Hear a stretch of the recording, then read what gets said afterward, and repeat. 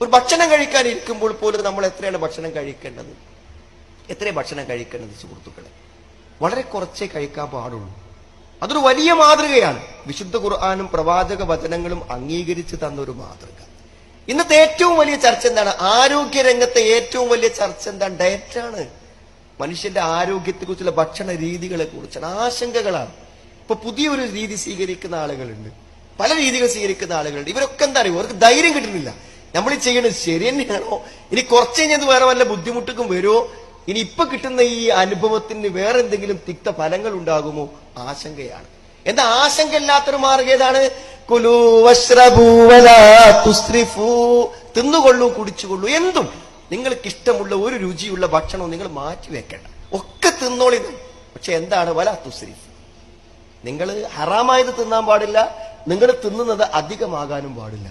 നബി സല്ലല്ലാഹു അലൈഹി വസല്ലം എത്ര വ്യക്തമായിട്ടാണ് പറഞ്ഞു തരാം. നിങ്ങൾ വയറിൽ 1/3 നിറക്കാൻ പറ്റുള്ളൂ, ബാക്കി ഒഴിച്ചിടണം എന്നാണ് ഞാൻ പറഞ്ഞത്. ആ നിയമം പാലിക്കപ്പെടുക എന്ന് പറഞ്ഞാൽ എല്ലാ രോഗങ്ങളുടെയും മാതാവ് വയറാണെന്നാണ്. നിറക്കുന്നതിൽ വെച്ച് ഏറ്റവും മോശപ്പെട്ട പാത്രം വയറാണെന്നാണ്.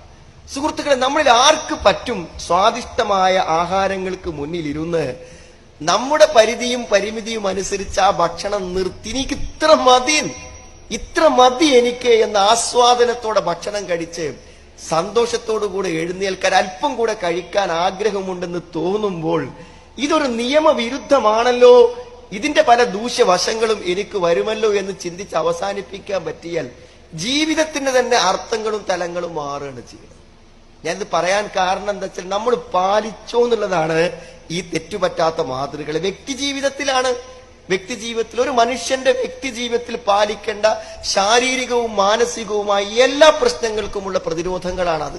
അല്ലാഹുമ്മ അസ്ലിഹ് ലീ ദീനി അല്ലദീ ഹുവ ഇസ്മതു അംരി വ അസ്ലിഹ് ലീ ദുനിയായ അല്ലതി ഫിഹാ മആശി. എന്റെ ദീനിനെ എനിക്ക് നന്നാക്കി തരണം, അതെന്റെ സുരക്ഷയാണെന്നാണ്. എന്താ സുഹൃത്തുക്കളെ ആ പ്രാർത്ഥനയുടെ അർത്ഥം?